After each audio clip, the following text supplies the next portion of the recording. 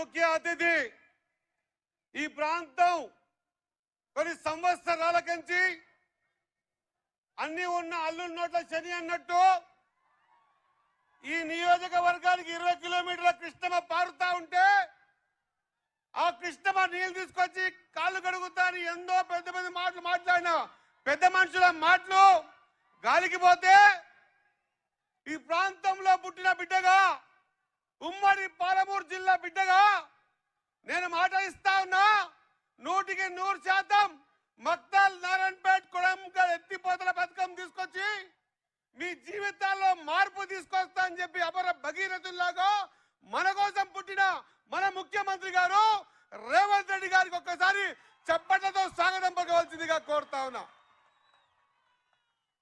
సోదరులారా, మనం గతంలో చాలా సార్లు విన్నాం ముఖ్యమంత్రి దగ్గరికి, గతంలో ఉన్న ముఖ్యమంత్రి దగ్గరికి మంత్రులు పోవాలన్నా కూడా 6 నెలలు 8 నెలలు సంవత్సరాలు పట్టేది. ఒక పేదింటి బిడ్డగా నాకు టికెట్ ఇచ్చి ఇవ్వడం ఒకటే కాకుండా నా ఈపు తట్టి నన్ను నిలబెట్టి గెలిపించి ఈ 4 నెలల్లో అనేక సమస్యల మీద తన దగ్గరికి వెళ్తే ఏనాడు కాదనకుండా ఇప్పటికే 13 నుంచి 14 సార్లు కలిసిన ముఖ్యమంత్రి ఎవరు ఉన్నారంటే మన రేవంత్ రెడ్డి నాకు గుర్తుపెట్టుకోవాల్సిన అవసరం ఉంది. ఆనాడు ఇదే పార్టీలో 30 సంవత్సరాల నుంచి ఓ చిన్న మామూలు కార్యకర్తగా ఒక కౌన్సిలర్ సర్పంచ్ గా స్థానికి నేను రాజకీయ ప్రస్థాన్ని స్టార్ట్ చేస్తే ఈ రోజు నన్ను ఎమ్మెల్యేగా ఆశీర్వాదం చేయడానికి టికెట్ ఇచ్చి నిలబెట్టేటువంటి రేవంత్ అన్నకు మనమందరం కూడా రుణపడి ఉండాల్సిన అవసరం ఉంది అని తెలియజేస్తా ఉన్నా. 72 సంవత్సరాల మక్తల్ చరిత్రలో మక్తల్ పేరు మారలే గాని మక్తలో ఎవ్వరు కూడా ఎమ్మెల్యే నిలబడే పరిస్థితి లేకుండే. నేను రేవంత్ అన్న కలిసి పదే మాట చెప్పినా అన్న ఒక్క అవకాశం ఇచ్చి చూడండి అన్న, ఒక పేదింటి బిడ్డనా ఒక ముదురాజు కులంలో పుట్టి పార్టీని పట్టుకొని నడిచిందన్నా అని చెప్తే ఒకటే మాటకు అన్నగారు టికెట్ ఇచ్చి గెలిపించడం జరిగిందని తెలియజేస్తా ఉన్నా. ఆనాడు రాజశేఖర రెడ్డి గారు చర్చలలో మాట ఇచ్చిన మాట బీసీడీ కంచి బీసీఏ చేస్తా అని మాటిచ్చి ఆ రోజు ప్రయత్నం చేస్తా ఉంటే కొన్ని అనివార్య కారణాల వల్ల ఆగిపోయినాయి. మొన్న నేను పోయి అనంతరం మాట్లాడినప్పుడు శ్రీహరి చాలా జాగ్రత్త ఉండు, నీకు మంచి భవిష్యత్తు ఉంది అని చెప్పి మాటిస్తే అన్న ఒక్క చిన్న కోరికనా అని చెప్పిన.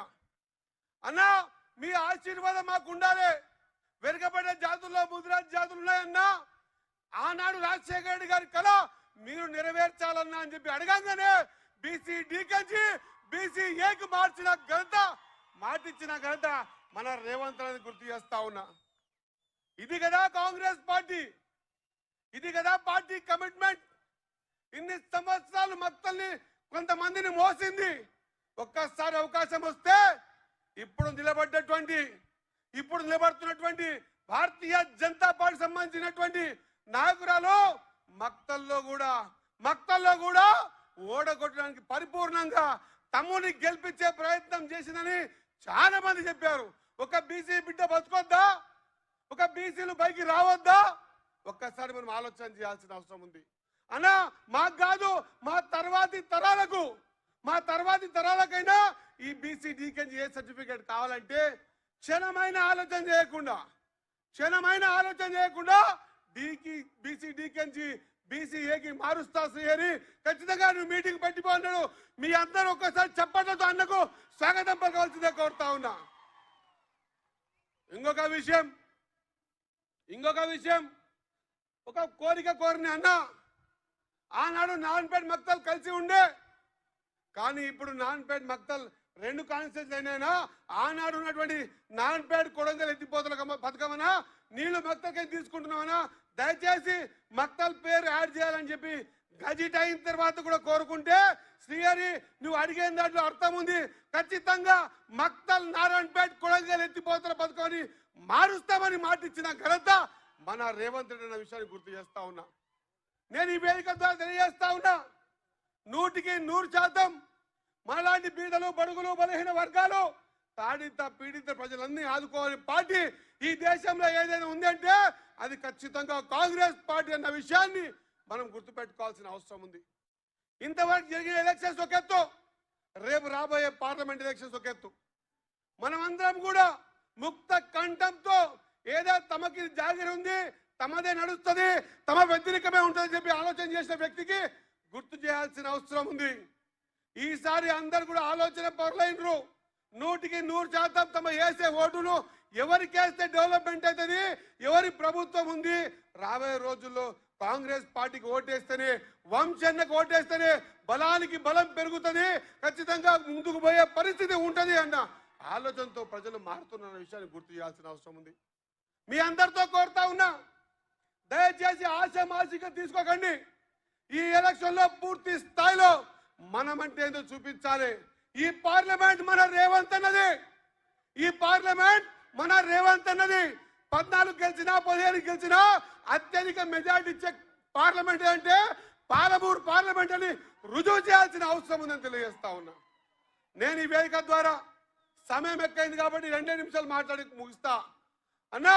ఖచ్చితంగా మాలాంటి పార్టీని పట్టుకుంటే, పార్టీనే నమ్ముకుంటే, బీద బడుగు బలహీన వర్గాలకించి ఉండి మీ ఆశీర్వాదం ఉంటే, మీ ఆశీర్వాదం ద్వారా ఇలాంటి శ్రీహరి అనేటువంటి వ్యక్తులు అక్కడక్కడ ఖచ్చితంగా పార్టీ లైన్ లో పనిచేసి పార్టీ కోసం బతుకుతారనేటువంటి మాట మళ్ళొకసారి రుజువు చేస్తామని తెలియజేసుకుంటూ, మనమందరం కూడా ఈ పార్లమెంట్ లో ఖచ్చితంగా రేవంత్ అన్న మాట కోసం ప్రతి నియోజకవర్గంలో, ప్రతి బూతుని, ప్రతి గ్రామాన్ని, ప్రతి మండలాన్ని ఖచ్చితంగా యూనిట్గా తీసుకొని పనిచేయాల్సిన అవసరం ఉందని తెలియజేసుకుంటూ, మరొకసారి బీసీ డీకెంచి మా ముదిరాజుల చిరకాల కోరిక బీసీ డీకెంచి బీసీఏ మార్చినందుకు తెలంగాణ ముదిరాజుల తరఫున, నా తరఫున రేవంత్ అన్న గారికి పదాభివందనాలు తెలియజేస్తూ ఈ అవకాశం ఇచ్చినటువంటి పార్టీకి, అధిష్టానానికి ధన్యవాదాలు ముగిస్తా ఉన్నా.